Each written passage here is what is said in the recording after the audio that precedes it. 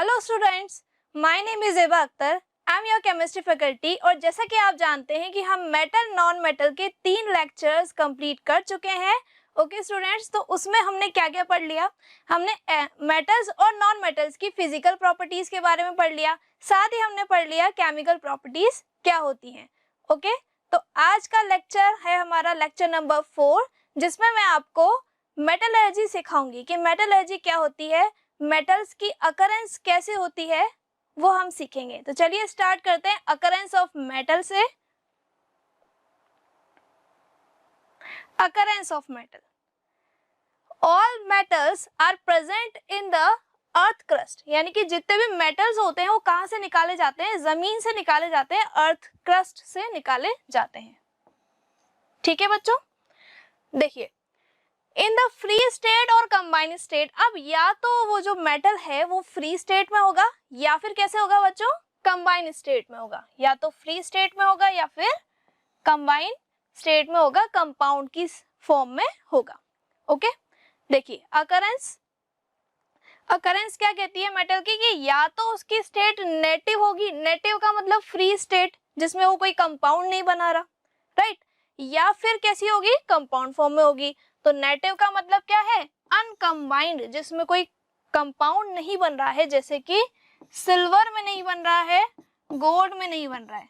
ठीक है, ये जो दो मेटल्स होती हैं ये हमें कैसी फॉर्म्स में मिलती है? नेटिव स्टेट्स में हमें देखने को मिलती है।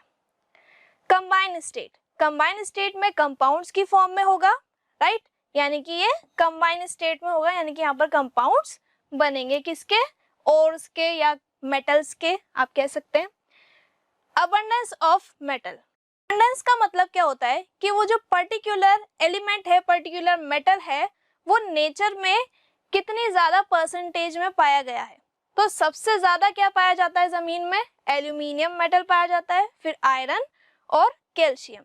तो ये मोस्ट अबंडेंट एलिमेंट्स हैं। ठीक है, और लास्ट हमने एक लाइन लिखी है, oxygen is the most abundant element in the earth crust. और ऑक्सीजन यहाँ पर एक मोस्ट अबंडेंट एलिमेंट है, लेकिन ऑक्सीजन क्या है? मेटल नहीं है। ठीक है, इतना क्लियर है? ओके, अकरेंस आपको समझ में आ गया। आपको दो चीजें याद रखनी है, native state and combined state में अकर करता है मेटल। फर्स्ट है हमारा नेटिव स्टेट, या फिर आप इसको फ्री स्टेट भी कह सकते हो। अब metal is said to occur in free state, metals free states में होते हैं when it is found in the crust, earth crust में जब ये पाए जाते हैं, इन द एलिमेंट्री और अनकंबाइंड फॉर्म, यानी कि वो डायरेक्ट ही एलिमेंट की फॉर्म में होते हैं, मतलब उसमें थोड़ी बहुत पत्थर, मिट्टी, ये इम्प्योरिटी हो सकती है, लेकिन कोई और कंपाउंड प्रेजेंट नहीं होता है, वो पहले से ही एलिमेंट की फॉर्म में होते हैं। The metal which are very unreactive, यानी कि ऐसे मेटल्स जो कि अनरिएक्टिव है, रिएक्ट नहीं कर रहे हैं, lying at the bottom of the activity series. मैंने आपको एक्टिविटी सीरीज बहुत अच्छे से पढ़ाई है। ठीक है, तो एक्टिविटी सीरीज में जो डाउनवर्ड जो एलिमेंट्स थे, जो नीचे की तरफ आ रहे थे, बॉटम में जो एलिमेंट्स आ रहे थे, उनकी रिएक्टिविटी कैसी थी? कम थी, राइट। तो ऐसे अनरिएक्टिव मेटल्स क्या होते हैं?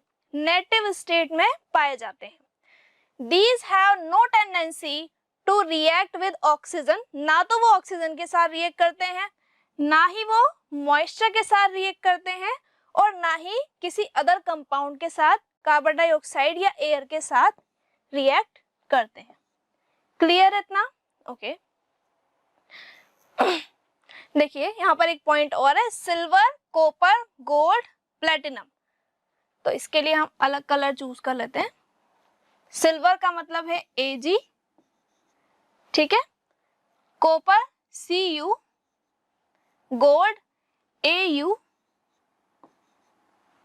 और प्लेटिनम को मैं यहां लिख देती हूँ Pt। ठीक है, ये प्लेटिनम है। तो ये ऐसे मेटल्स हैं जो कि अनरिएक्टिव हैं, लेस रिएक्टिव हैं, कम रिएक्शन करते हैं, बहुत ज्यादा टाइम लगता है इनको कोरोड होने में, यानी कि बहुत ज्यादा टाइम बाद ये खराब होते हैं। जैसे कि यहाँ पर गोल्ड और सिल्वर के ये मिनरल्स हैं, इनको कहते हैं गोल्ड नगेट्स और सिल्वर नगेट्स। इनको क्या कहा जाता है? Gold nuggets and silver nuggets.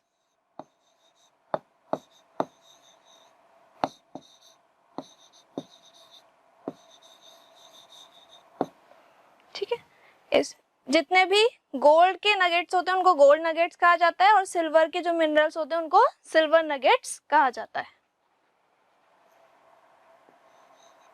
Okay students, इतना क्लियर है.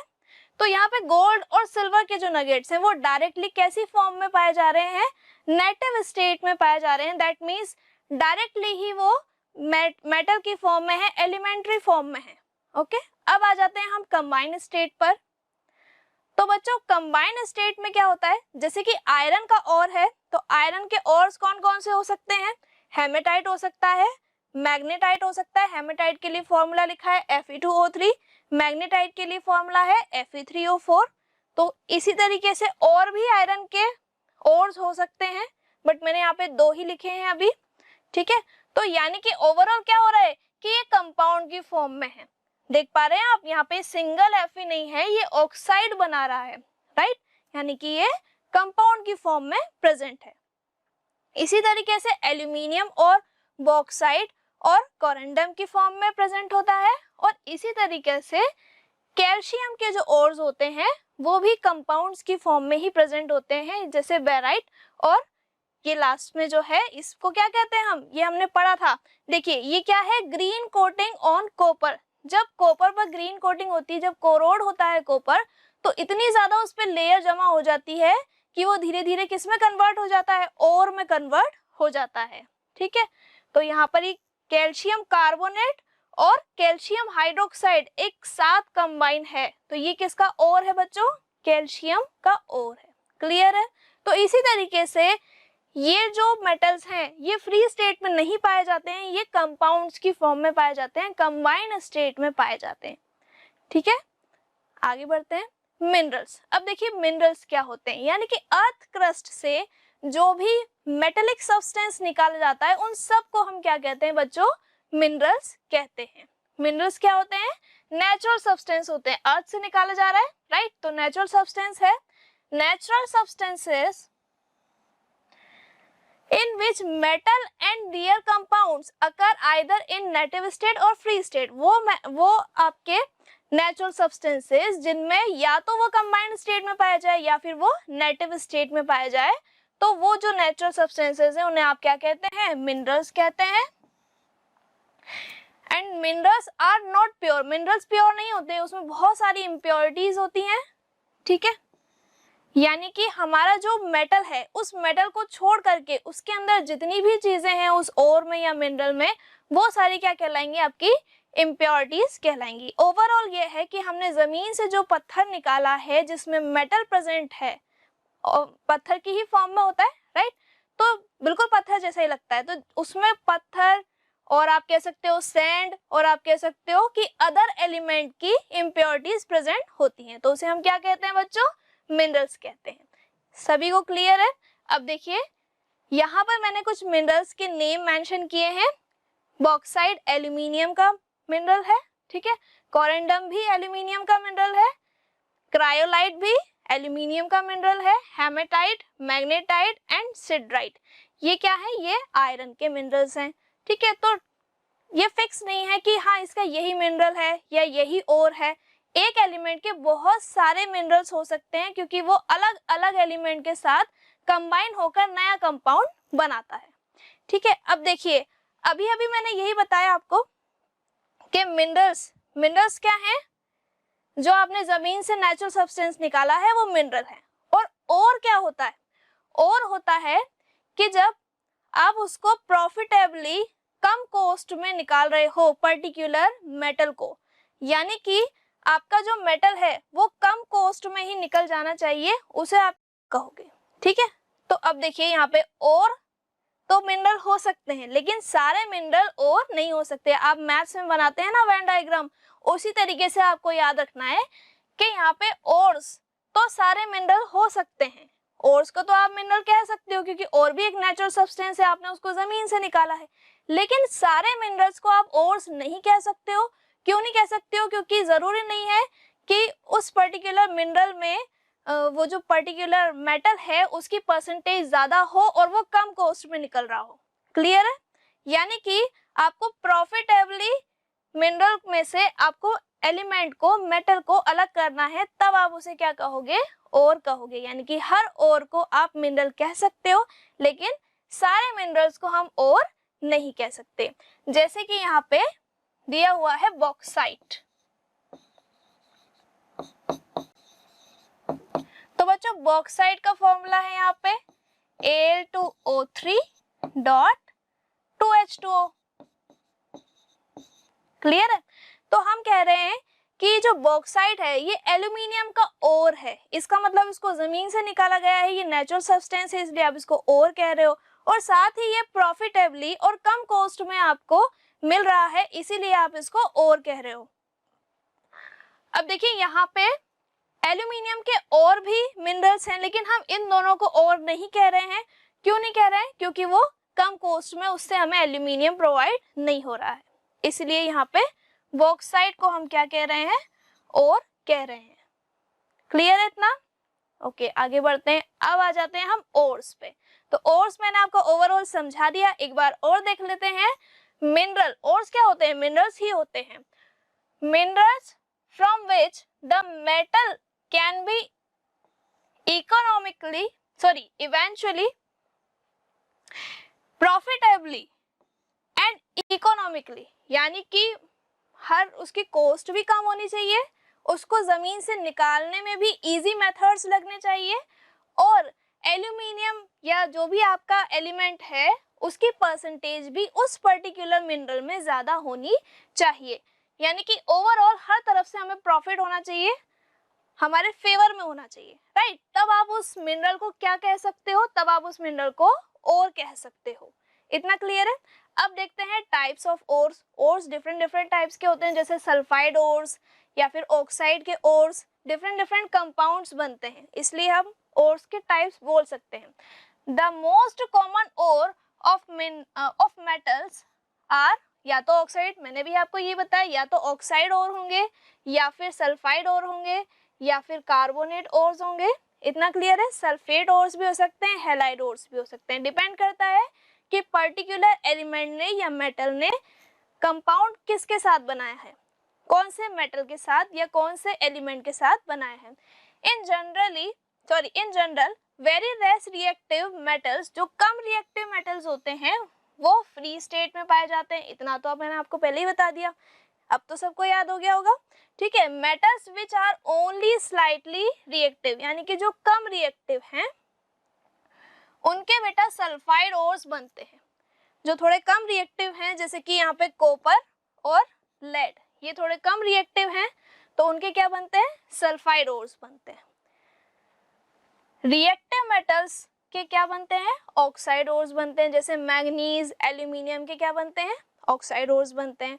और जो मोस्ट रिएक्टिव मेटल्स होते हैं बच्चों, उनके क्या बनते हैं? या तो कार्बोनेट्स बनते हैं, या सल्फेट्स बनते हैं, या हैलाइड्स बनते हैं। तो ये हमने कैटेगरी वाइज डिवाइड कर दिया रिएक्टिविटी के अकॉर्डिंग कि कौन से मेटल से क्या बन सकता है। आपको एक आइडिया मिल गया, क्योंकि आपको अब ये पता है कि जो मोस्ट रिएक्टिव एलिमेंट्स हैं उनसे क्या क्या हो सकता है, क्या क्या कौन कौन से मिनरल्स बन सकते हैं। या तो कार्बोनेट के मिनरल्स बन सकते हैं, या फिर सल्फेट के बन सकते हैं, या फिर हैलाइड्स के बन सकते हैं। इतना क्लियर है? अगर मेटल जो है वो स्लाइटली रिएक्टिव है, ना तो बहुत ज्यादा रिएक्टिव है ना कम रिएक्टिव है, तो फिर आप उसके सल्फाइड बना सकते हैं, जैसे कि यहाँ पे बना हुआ है कॉपर का सल्फाइड या फिर लेड का सल्फाइड। क्लियर है? आगे बढ़ते हैं। ओके स्टूडेंट्स, अब यहाँ पर एक और टर्म आती है गैंग। गैंग क्या होता है बेटा? गैंग वो इम्प्योरिटी होती है जो कि हमें नहीं चाहिए। दैट मीन्स कि आपने जमीन से मिनरल निकाला, ठीक है, अब मिनरल को आप और तब कहोगे जब उसमें उसकी पर्टिकुलर एलिमेंट की या मेटल की परसेंटेज ज्यादा होगी। क्लियर है? अब आपको ये तो पता चल गया कि हाँ उसमें पर्टिकुलर एलिमेंट की परसेंटेज ज्यादा है, कम कॉस्ट पर आप उसको उसमें से एक्सट्रैक्ट कर सकते हो। लेकिन उसमें जो इम्प्योरिटी है, जो पत्थर है या डस्ट पार्टिकल्स हैं या कोई और दूसरा एलिमेंट जो हमें नहीं चाहिए, वो सब क्या है? वो सब इम्प्योरिटी है, और उसे आप क्या कहते हो? या तो गैंग कहते हो या फिर मैट्रिक्स कहते हो। क्लियर है इतना? ओके आगे बढ़ते हैं। तो आपको 3 टर्म याद रखनी है, मिनरल, गैंग और ओर, ठीक है। आगे बढ़ते हैं, ओर्स। अब जो ओर्स होते हैं वो मिनरल्स ही होते हैं, और सारे मिनरल्स को आप ओर्स नहीं कह सकते हो, ये मैंने आपको पहले ही बता दिया। अब पीरियोडिक टेबल में बेटा जो मेटल्स होते हैं वो अलग अलग टाइप के, अलग अलग कलर्स के ओर्स बनाते हैं, जो कि देखने में बहुत ही ज्यादा ब्यूटीफुल होते हैं। तो देखिए यहाँ पे, अब येलो कलर जो है, येलो कलर यहाँ पे दिया हुआ है, जो एलिमेंट्स हैं वो मोस्ट प्रोबेबली आप ये कह सकते हो कि हाँ कि येलो कलर के ये सब्सटेंस बनाएंगे, या फिर आप ये कह सकते हो कि सोडियम, पोटेशियम, रुबिडियम और यहाँ पे सीजियम जो है ये क्लोराइड्स बनाएंगे, है ना। तो यहाँ पे फिक्स हो गया। अब मैंने ये कैसे लिखा है, ये मैंने अभी आपको इससे पहले वाली स्लाइड में पढ़ाया था कि जो ज्यादा रिएक्टिव होते हैं वो क्या बनाते हैं, क्लोराइड्स बनाते हैं, सल्फेट्स बनाते हैं, है ना। तो मैंने ये उसी के अकॉर्डिंग लिखा है। जो थोड़े कम रिएक्टिव हैं वो ऑक्साइड्स बना लेंगे। इसी तरीके से अब देखिए यहाँ पे ग्रीन के लिए दिया हुआ है, ग्रीन अदर एलिमेंट्स के साथ कंपाउंड्स बनाएंगे, और ब्लू के लिए क्या दिया हुआ है, ब्लू यहाँ पे अनकम्बाइंड है, जो कंबाइन नहीं हो रहे हैं। जैसे कि यहाँ पे प्लेटिनम आ रहा है और गोल्ड आ रहा है ना। तो प्लेटिनम और गोल्ड कैसे होते हैं, यहाँ पे अनकम्बाइंड होते हैं, फ्री स्टेट में या फिर नेटिव स्टेट में पाए जाते हैं। तो ये चीज आपको क्लियर हो गई कि ये किस तरीके से मैंने लिखा है, क्लोराइड को कैसे लिखा है और सल्फाइड को कैसे लिखा है। क्लियर है सबको? ओके तो यहाँ पे क्लोराइड और सल्फाइड का आप कह सकते हो कि जो हाईली रिएक्टिव हैं उन मेटल्स के लिए आप यूज कर रहे हो। जैसे यहाँ पे ये पर्पल जो है हाईली रिएक्टिव के लिए कलर यूज किया है।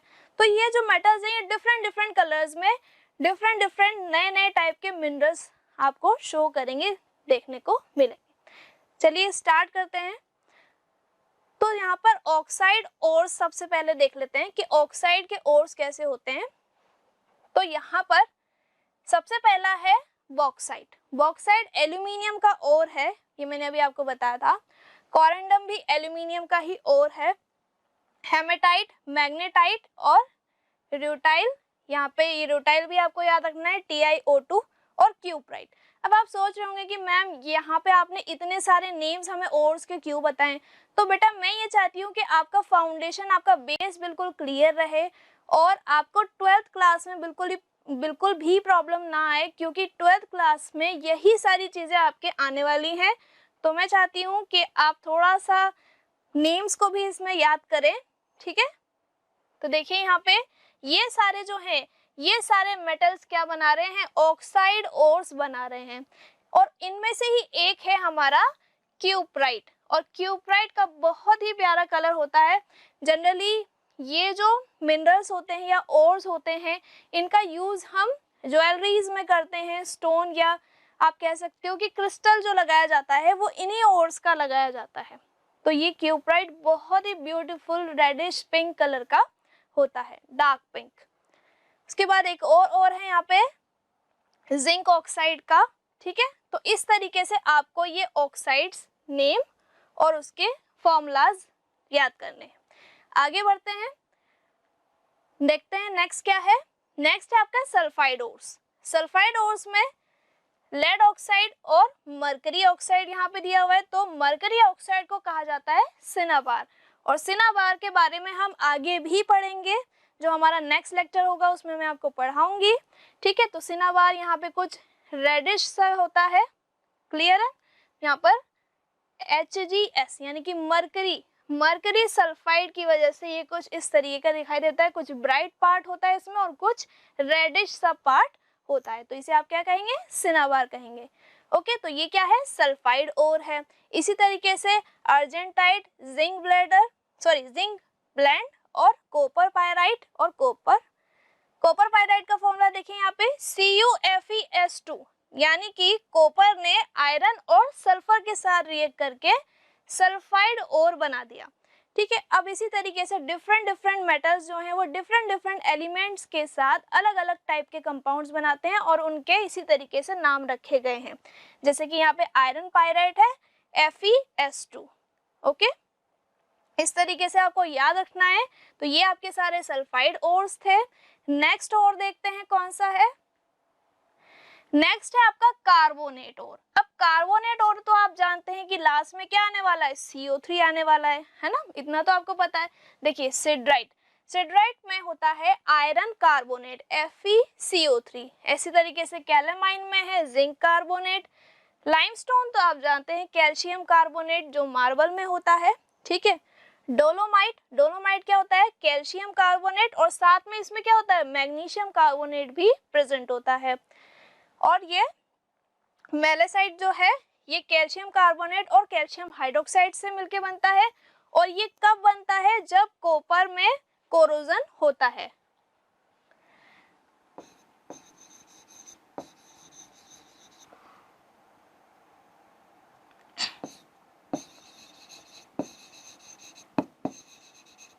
ठीक है, कॉपर में जब कोरोजन होता है तब क्या फॉर्मेशन होता है, इसका फॉर्मेशन होता है। और इसका फॉर्मूला क्या है बच्चों, CaCO3 कैल्शियम कार्बोनेट है, साथ ही इसमें क्या है, कैल्शियम हाइड्रोक्साइड भी प्रेजेंट है, CuOH होल ट्वाइस। ठीक है, तो बच्चों यहाँ पे देखिए, यहाँ पे कैल्शियम कार्बोनेट और यहाँ पर कॉपर हाइड्रोक्साइड, यहाँ पे ये कंबाइन हो रहे हैं और क्या बन रहा है, ओर बन रहा है। इतना क्लियर है सबको? तो यहाँ पर ये अपने ओर कंप्लीट हो गए हैं। अब आगे देखते हैं नेक्स्ट टॉपिक।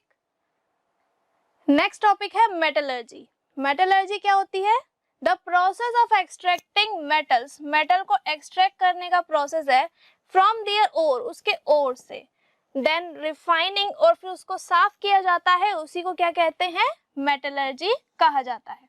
यानी कि एक पर्टिकुलर मेटल को उसमें से आपको निकालना है और उसको क्लीन करना है, उसमें से सारी इम्प्योरिटीज को हटाना है, उसे आप क्या कहोगे, मेटलर्जी प्रोसेस कहोगे।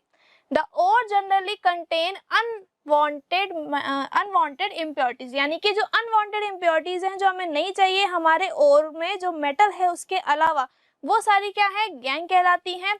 और उन्हें आप क्या कह सकते हो, या तो वो सैंड हो सकती हैं, या फिर वो कोई स्टोन हो सकता है, अर्दी पार्टिकल्स हो सकते हैं, लाइमस्टोन हो सकता है। दैट मीन्स कि हमारे मेटल को छोड़ करके जितनी भी चीजें हैं वो सब क्या है, आपकी इम्प्योरिटीज हैं, उन्हें आप गैंग और मैट्रिक्स कहते हो। ये मैंने आपको प्रीवियस स्लाइड पे पढ़ा दिया। ठीक है, the process of metallurgy depend upon the nature of ore. अब डिपेंड करता है कि ओर का कौन सा टाइप है, सल्फेट है, ऑक्साइड है, हैलाइड है, ठीक है, या फिर कोई सल्फर का है, ठीक है, सल्फाइड ओर है। तो मेटल पर भी डिपेंड करता है कि मेटल की नेचर कैसी है, मोस्ट रिएक्टिव है, लेस रिएक्टिव है, या फिर स्लाइटली रिएक्टिव है। The types of impurities present, अब ये भी डिपेंड करेगा कि उस पर्टिकुलर ओर में कौन से टाइप की इम्प्योरिटीज प्रेजेंट है और उसको हम कैसे अलग कर सकते हैं। Therefore there is not a single method for the extraction of all metals, यानी कि आप ये तो नहीं कह सकते कि सारी मेटल्स का जो एक्सट्रैक्शन मेथड होगा वो सेम होगा, लेकिन हाँ आप एक जनरल प्रोसीजर बता सकते हो, आप एक जनरल मेथड का यूज कर सकते हो। जैसे कि मम्मा अगर खाना बनाती है तो सबसे पहले वो गैस को ऑन करती हैं, उसे बर्न करती हैं, ठीक है, फिर वो कुकर को रखती हैं, पैन को रखती हैं, फिर उसमें जो वेजिटेबल्स हैं उसे वॉश करके चॉप करके डालती हैं, फिर उसके बाद उसमें आगे का प्रोसेस होता है। तो ये कुछ जनरल स्टेप जैसे फॉलो होती हैं, उसी तरीके से हम मेटलर्जी में, माइनिंग के प्रोसेस में, एक्सट्रैक्शन के प्रोसेस में भी क्या कर सकते हैं, कुछ जनरल स्टेप्स को फॉलो कर सकते हैं। तो देखते हैं क्या है वो जनरल स्टेप्स मेटलर्जी में। उससे पहले हम पूरा फ्लो चार्ट देख लेते हैं ताकि आपको ये क्लियर हो जाएगा कि इस मेटलर्जी के टॉपिक में मैं आपको क्या क्या पढ़ाने वाली हूँ। ठीक है, तो सबसे पहला है कन्वर्जन ऑफ ओर, यानी कि इसमें हमें गैंग के पार्टिकल्स को अलग करना है। दूसरा है conversion of concentrated ore to oxide, यानी कि यहाँ पे कंसंट्रेटेड क्या है, ओर है, यानी कि आप उसमें से इम्प्योरिटी अलग कर चुके हो और अब आपको उसका क्या बनाना है, ऑक्साइड बना देना है। कंसंट्रेटेड ओर का आपको क्या बनाना है, सेकंड स्टेप में ऑक्साइड बनाना है। ठीक है, उसके बाद रिफाइनिंग ऑफ मेटल्स, यानी कि उसको साफ करना है, उसमें से मेटल को अलग करना है।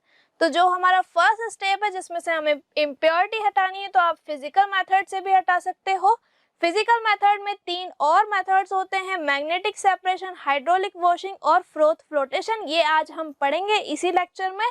और नेक्स्ट जो है वो है केमिकल मेथड, वो हम नेक्स्ट लेक्चर में पढ़ेंगे। केमिकल मेथड में होता है आपके ये लीचिंग, ठीक है, यानी कि यहाँ पे केमिकल्स का यूज करके इम्प्योरिटीज हटाई जाती हैं। नेक्स्ट है आपका कि आपने और में से सारी इम्प्योरिटी तो हटा ली, लेकिन अब आपको किस में कन्वर्ट करना है, ऑक्साइड में कन्वर्ट करना है। तो आप 2 मेथड यूज कर सकते हो, रोस्टिंग और दूसरा है कैल्सिनेशन।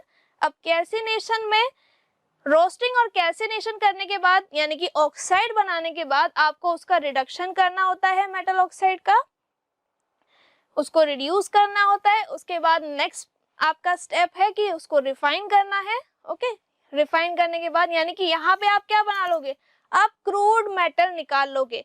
यानी कि क्रूड मेटल का मतलब है कि अभी भी कुछ माइनर सी उसमें थोड़ी बहुत इम्प्योरिटीज बची हैं, जो कि हम लास्ट स्टेप जो है जिसमें हम रिफाइनिंग कर रहे हैं उसमें वो क्लीन हो जाएगा। तो आप लिक्वेशन कर सकते हो इसमें, और आप इलेक्ट्रोलाइसिस का प्रोसेस लगा सकते हो। लास्ट स्टेप के आपकी डिस्टिलेशन आप प्रोसेस कर सकते हो। तो ओवरऑल ये हमारा पूरा मेटलर्जी का मेथड है जो हमें सारे टॉपिक्स पढ़ने हैं। ओके स्टूडेंट्स, तो चलिए हम स्टार्ट करते हैं। कन्वर्जन ऑफ ओर्स है जिसको हम कहते हैं एनरिचमेंट ऑफ ओर्स, यानी कि हमें इम्प्योरिटीज को अलग करना है। तो ये है हमारी स्टेप 1। स्टेप 1 में enrichment of ore, the process of removal of unwanted impurities. Unwanted impurities जिसको आप मैट्रिक्स या फिर गैंग कहते हो, उसे अलग करने का जो प्रोसेस है वो एनरिचमेंट कहलाता है, या फिर कंसंट्रेशन कहलाता है, या फिर ड्रेसिंग कहलाता है। अब देखिए, ore and impurities are separated on the basis of principles.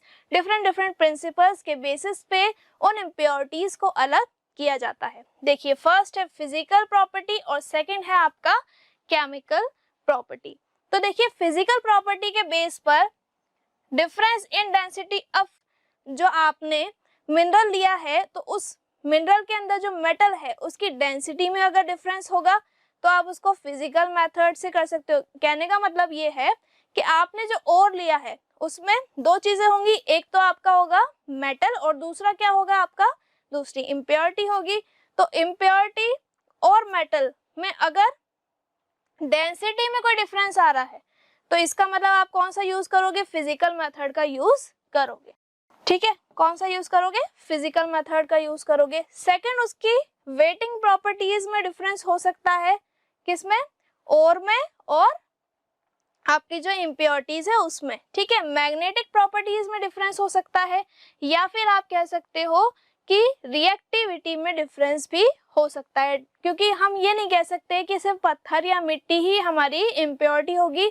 जो दूसरा एलिमेंट है, जो दूसरा मेटल है, उसे भी आप इम्प्योरिटी कह सकते हो। इतना क्लियर है, आगे बढ़ते हैं। Enrichment of concentration of ores. Enrichment मतलब इम्प्योरिटीज को अलग करना, मैं आपको बता चुकी हूँ। तो इसमें हमें 3 मेथड्स पढ़ने हैं, ग्रेविटी सेपरेशन, फ्रोथ फ्लोटेशन और मैग्नेटिक सेपरेशन। तो जो ग्रेविटी सेपरेशन है वो किसके लिए है, देखिए, ग्रेविटी सेपरेशन है आपका बेस्ड ऑन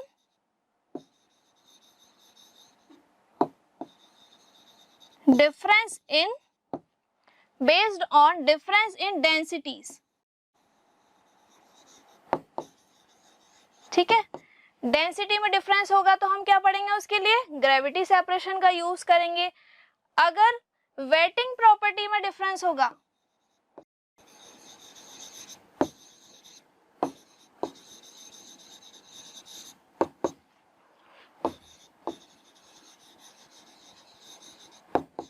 अगर वेटिंग प्रॉपर्टी में डिफरेंस होगा तो हम क्या पढ़ेंगे, उसके लिए कौन सा मेथड लगाएंगे, फ्रोथ फ्लोटेशन लगाएंगे। फ्रोथ का मतलब होता है झाग। ठीक है, ये भी मैं आपको सिखाऊंगी कि कैसे करेंगे हम। नेक्स्ट है आपका magnetic separation based on magnetic properties.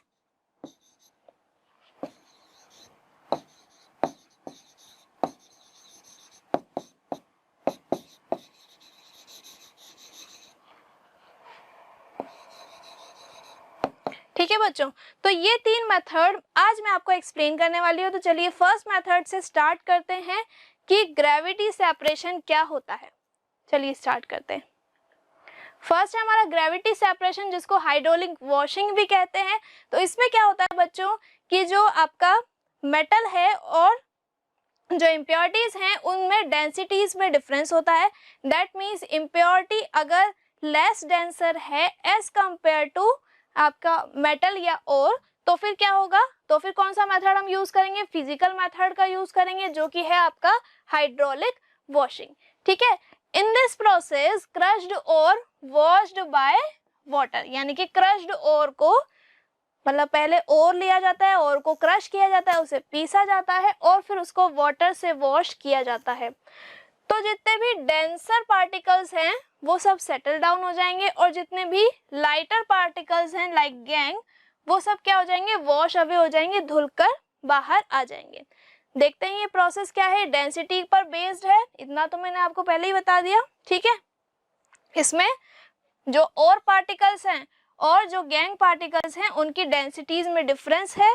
जो गैंग पार्टिकल्स हैं उसकी डेंसिटी कम है और पार्टिकल्स की डेंसिटी ज्यादा है। तो ये मेथड हम कब लगाते हैं, ऑक्साइड ओर्स के लिए लगाते हैं, कार्बोनेट ओर्स के लिए लगाते हैं और सल्फेट ओर्स के लिए भी लगाते हैं। ओर्स ऑफ आयरन और tin, lead are very heavy, ये जो ओर्स होते हैं ये बहुत ज्यादा हैवी होते हैं, इसलिए इन्हें इस मेथड से आप सेपरेट आउट कर सकते हो। ठीक है, मेथड देख लेते हैं। देखिए सबसे पहले कुछ इस तरीके का स्ट्रक्चर होता है, फिर उसमें क्रश्ड ओर को ऐड किया जाता है। अब क्रश्ड ओर में ये सारी आपको क्या दिखाई दे रही हैं, इम्प्योरिटीज दिखाई दे रही हैं। ठीक है, अब यहाँ पर आप वाटर ऐड करोगे, वाटर जैसे यहाँ से पास होगा तो क्या होगा, जितने भी हैवियर पार्टिकल्स हैं वो सब यहाँ पे धीरे धीरे नीचे आते जाएंगे और यहाँ से आप इनको अलग कर लोगे, और जितने भी लाइटर वेट हैं यानी कि जितनी भी इम्प्योरिटीज हैं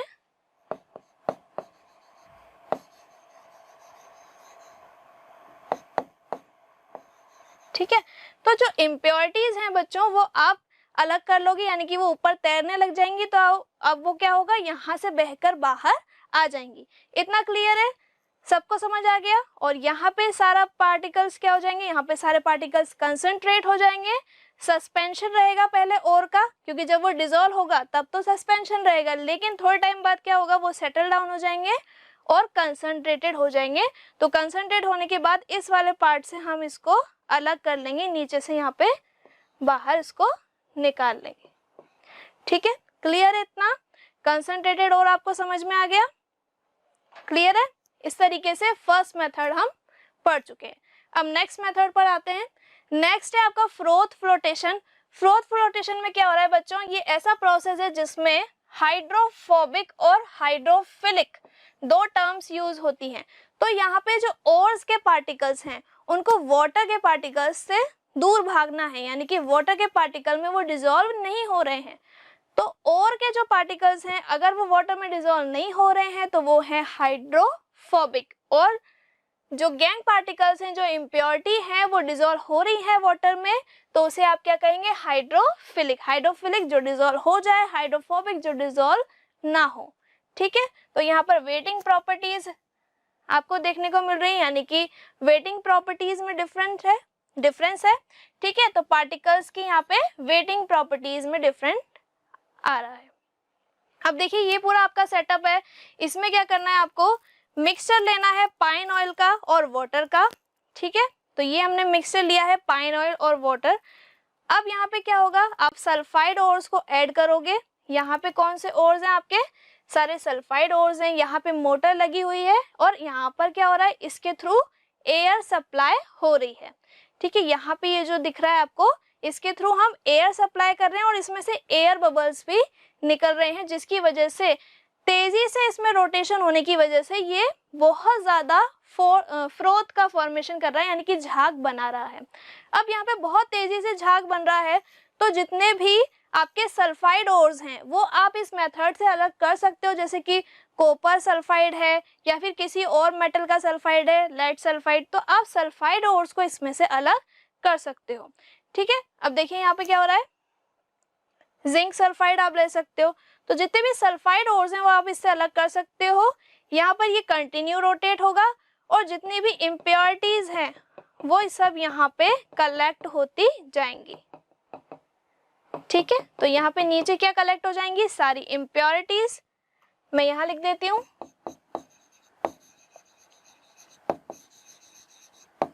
इम्प्योरिटीज सारी यहाँ पे सेटल डाउन हो जाएंगी, डिजोल्व हो रही है, क्योंकि वाटर के अंदर डिजोल्व कौन हो रहा है, इम्प्योरिटीज। अब देखिए यहाँ पे आपने क्या लिया है, सल्फाइड और लिया है, जैसे कि ZnS, या फिर आप ले सकते हो CuS, copper oxide, sorry copper sulphide. Sulphide के और आप इससे अलग कर सकते हो। क्यों कर सकते हो सल्फाइड और इससे अलग, क्योंकि यहाँ पे क्या हो रहा है बच्चों, ये लाइटेस्ट है, लाइट वेट है, इसलिए ये फ्रोथ के अंदर, झाग के अंदर क्या हो जाएंगे, ट्रैप हो जाएंगे, और सब आपके जितने भी झाग हैं वो सब ऊपर आ जाएंगे, और आप उनको इजीली किसी और कंटेनर में ट्रांसफर कर सकते हो, और वहां पर एसिड का सॉल्यूशन आप स्प्रे करके झाग खत्म करके उसमें से मेटल का आप और निकाल सकते हो। तो ये था पूरा प्रोसेस आपका फ्रोथ फ्लोटेशन का। ओके, नेक्स्ट लास्ट मेथड पर आते हैं, मैग्नेटिक सेपरेशन। तो बहुत इजी है, ये तो आप सबको पता है कि मैग्नेटिक प्रॉपर्टीज में डिफरेंस आएगा। दैट मीन्स कि जो कंसंट्रेशन है हेमेटाइट की, है ना, तो अब आप यहाँ पे क्या बोल सकते हो कि ऐसे ही एलिमेंट या ऐसे ही ओर्स का यूज हम कर सकते हैं जिसमें मैग्नेटिक प्रॉपर्टी शो होती हो। जैसे कि यहाँ पे वोल्फ्रामाइड जो है FeWO4, तो उसमें W आ रहा है, ठीक है, और Fe और O आ रहा है, यानी कि Fe प्रेजेंट है, इसका मतलब उसमें आयरन की प्रॉपर्टीज, मैग्नेटिक प्रॉपर्टीज प्रेजेंट है।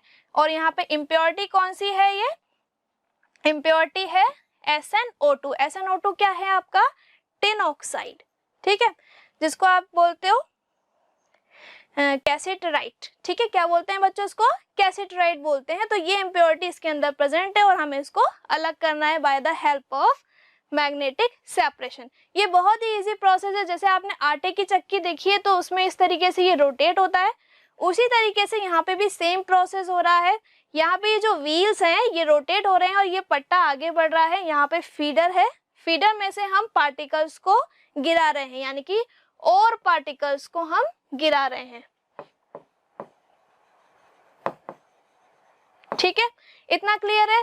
और ये आपका क्या है, मैग्नेटिक रोलर, यहाँ पर मैग्नेट लगी हुई है, सिर्फ इस वाले की बात हो रही है, यहाँ पे ये रोल हो रहा है, लेकिन ये मैग्नेटिक रोलर नहीं है, सिर्फ ये वाला जो है ये मैग्नेटिक रोलर है। और इसमें देखिए जो भी इम्प्योरिटीज हैं या फिर जिनमें मैग्नेटिक प्रॉपर्टीज नहीं है वो सब इस साइड गिर रहे हैं, और मैग्नेटिक प्रॉपर्टीज वाले सारे इस साइड पार्टिकल्स गिर रहे हैं। मैंने आपको यहाँ पे डिफरेंट कलर से शो किया है ताकि आपको अच्छे से समझ में आए। ग्रीन कलर जो है वो मैग्नेटिक के लिए मैंने यूज किया है, ब्लू मैंने नॉन मैग्नेटिक के लिए यूज किया है। तो ठीक है बच्चों, आज के हमारे ये 3 मेथड थे। आई होप आपको अच्छे से समझ आ गए होंगे। आगे बढ़ते हैं, नेक्स्ट है आपका क्वेश्चन। क्वेश्चन क्या है कि मिनरल ओर और गैंग के बारे में आपको बताना है। अब आपको बहुत अच्छे से इसके बारे में नॉलेज हो गई होगी कि ऐसे नेचुरल सब्सटेंसेस जो कि या तो नेटिव स्टेट या फिर कंबाइंड स्टेट में पाए जाते हैं, यानी कि जो कुछ जमीन से निकाला जाता है जिसमें मेटल होता है, उसे आप क्या कहते हो, मिनरल कहते हो, और उसमें बहुत सारी इम्प्योरिटीज प्रेजेंट होती हैं। अब उन्हीं मिनरल्स को हम और कब कहते हैं, जब आप उसको कन्वीनियंटली और प्रॉफिटेबली, इकोनॉमिकली कम कॉस्ट में आप उस पर्टिकुलर मेटल को उसमें से एक्सट्रैक्ट कर पाओ, ठीक है। और गैंग आपकी क्या होती है, सारी इम्प्योरिटीज होती हैं जिनको आप मैट्रिक्स भी कहते हो। इतना क्लियर है। चलिए नेक्स्ट क्वेश्चन देखते हैं, लास्ट क्वेश्चन है हमारा। नेक्स्ट क्वेश्चन है कि आपको ऐसे 2 एलिमेंट्स के नाम बताने हैं या 2 मेटल्स के नेम बताने हैं जो कि आपके फ्री स्टेट में अकर करते हो। 2 कोई से भी एलिमेंट के नाम बता दीजिए।